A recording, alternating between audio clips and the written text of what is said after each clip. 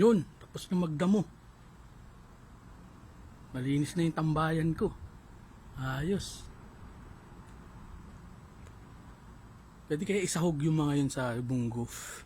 Sabi na kinakain daw yung dandelion na dahon eh. Yung pinakagilid na lang. Yung ilalim. Okay na eh. Kalamansi. Okay. Ay, kuya!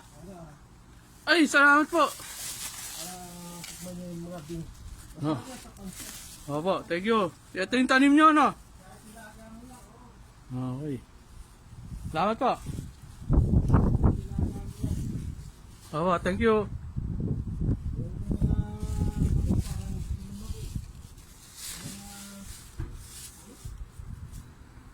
Eh,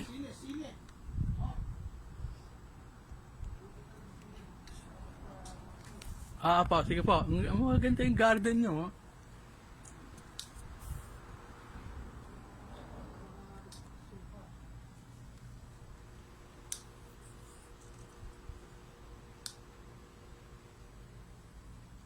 Sakto yan, mahilig si Bayaw sa sili.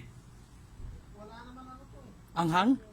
Walang pampaksin. Hindi gano'ng ano to eh. Sakto lang. Sakto lang din.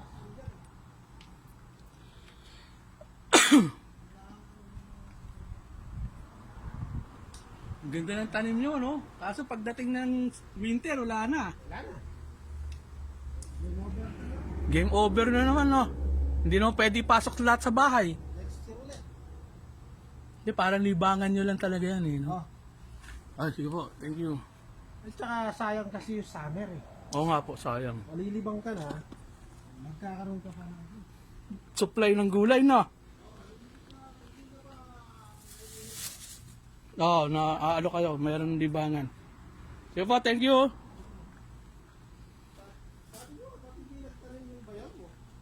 Wala eh, puyat yun eh. Alam, panggabi, anong schedule yun eh? 3 to 3 minsan? 3 ng hapon, 3 ng umaga. Minsan 3 to 12, ganun. Ano ba yung trabaho niya?